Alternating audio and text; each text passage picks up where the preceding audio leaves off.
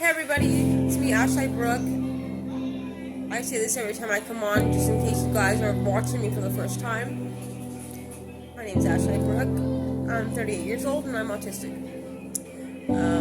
I didn't talk until I was 7, and I stopped talking again from 10 to 11, and I have major sensory issues. I had more intensely back in the day and it felt more intensely, I believe, because my family didn't understand me, and I didn't have the control to stop people from doing what they were doing when it caused me physical pain, and they didn't understand that it was causing me physical pain.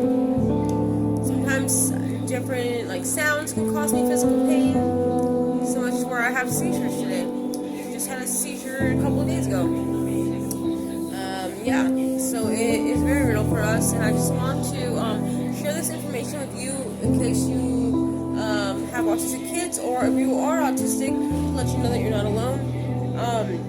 I really want to talk about this. So right now, this is a whole different topic. I'll just give you a little intro to who I am.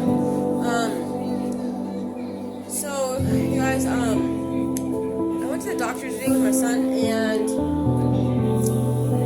there was a couple of things that just stood out to me. That was just oh, that's not really the way I want you to do this, you know. And I encourage all parents to speak up, do it appropriately though, because I know that the healthcare professionals are really trying to help.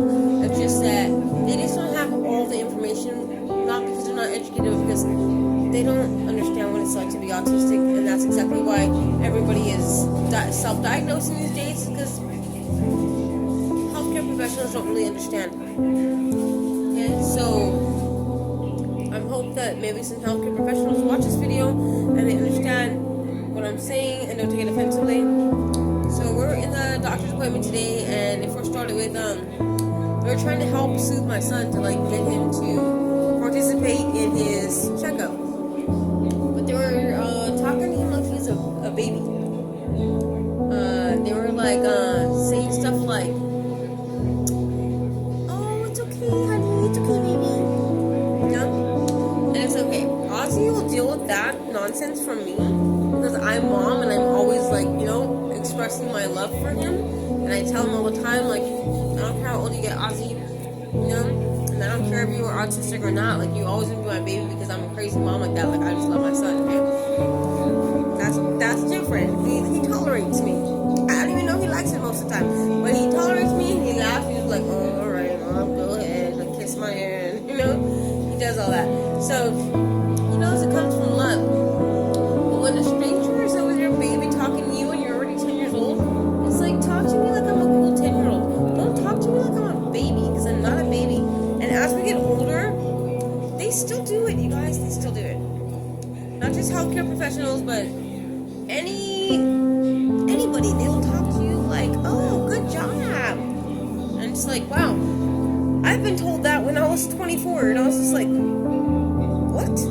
And as soon as I tell people that I'm autistic, they're just they start trying to be this type of nice, and it's okay. Okay, it's okay, but I'd rather than try to be this fake nice or this uncomfortable nice. I want to say fake nice. I think it's just uncomfortable nice, because they don't really truly understand it. So they're just scared,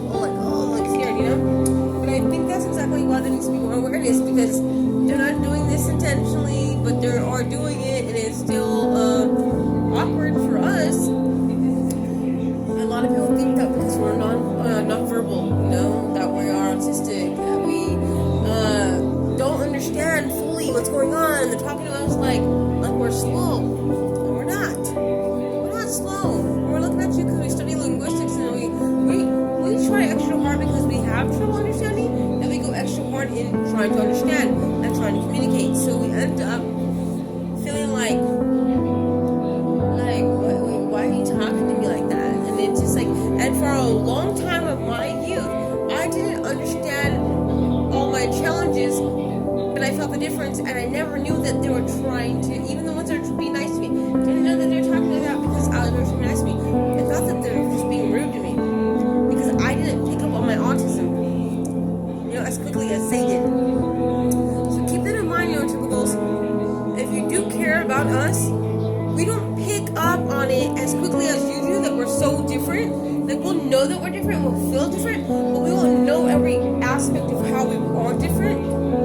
And it can turn into some confusion situation of like, wow, you're just being weird with me. Like, why? Like, you singling me out, you know? And it can become kind of like hurtful, you know? So think about that, everybody. And if you're mom and dad and you're doing that, I just suggest, like, as the child gets older, every morning, write it on your mirror or whatever with a freaking, you know, dry erase marker. My son or my daughter is this age, and trying to talk to them like that, like, but like silly still, but just like trying to just be like, you know, like cool, you know, instead of being like baby, you know. If we can like switch the word from baby to cool, okay, that would help them a lot, okay.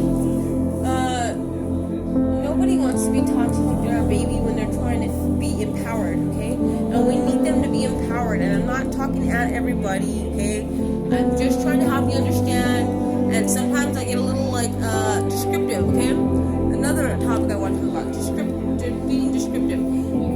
Autistic people and children as well. You know, like, not that came out wrong. Autistic adults and autistic children as well. We're all people. We like to, for us to fully know that we are having a connection, we tend to be very descriptive in how we express ourselves, and how we express our feelings, and how we, you know, try to engage the world. And that is us doing our best job at, you know, coming together. And then when a neurotypical gets annoyed by the way that we're trying to do this, because we truly want to have a connection with neurotypicals, they get bothered, they get like irritated, and it's like, hey, that's not really fair, and that's really mean, because you guys, we don't get your world either, okay? You're not the only ones that are not feeling connected and feel frustrated. We do too, but we're not rude about it. So it would be very nice if you guys would give it back, okay? I'm just saying. And if you have a lot of kids that have this other label that they just created recently, and I don't like it and I don't agree with it, they're trying to say, like, there's this, I forget exactly the term that they use, I'm going to put it up here later, but I did do a video on it one time, and it's just like, it's supposed to describe how autistic children and adults can be, like, they are resistant to follow instructions. No, we're not. We are not resistant. We are very, like, capable of following instructions. Rules are what we like. But you guys are being fucking rude, and that's what's making us resist. Don't get it twisted. You guys are just making it seem like we're just, like, crazy. Like, that's not cool, man. Stop that shit right now. I'm sorry. And if anybody can speak about this topic, it's me, because I was nonverbal for so long in my childhood, and I went through a lot of discrimination and abuse, even by my own family. So, if you are a parent watching this right now and you feel offended, well, I'm sorry. Get off your high horse. You know, read a book about autism, read more information, and please start getting your information from a neurotypical. How the hell is a neurotypical going to tell you what it's like to be autistic? Reach out to autistic teenagers, autistic adults. Try to get into our world if you do really care. If you don't, well, then whatever. But if you are going to sit there and stand on your high horse like you care, actually care, okay? Do your work. I'm sorry. But I'm tired of, I get young youth on my YouTube channel all the time talking about how they're getting bullied, talking about how their parents don't get them, how their parents don't want to have a conversation about their sensory issues, how they're telling them it's all in their head and all this nonsense. And then I go on Instagram and I'm freaking hearing all this neurotypical parents saying all this, like, passive aggressive joking about, oh, how hard their life is, you know, like they're mourning the idea of a neurotypical child, you know. And it's like, dude, your kid's freaking in that room right now where you're typing that. Are like, for real? You have enough time to make that video, but you don't have enough time to step into their world? I'm sorry. There's an advocate that does it, goes in here and he speaks like uplifting, like motivational things. I'm sorry, I'm autistic, so I'm already fed up. I cannot say it nicely. It's gonna come out how it is. It is what it is. You know, I put the cards on the table. There you go. What do you want to do about it? You're hearing it from an autistic person that has lived through all this discrimination and have had parents that I do love today. And one of my parents died, but I do love my parents. But at the same time,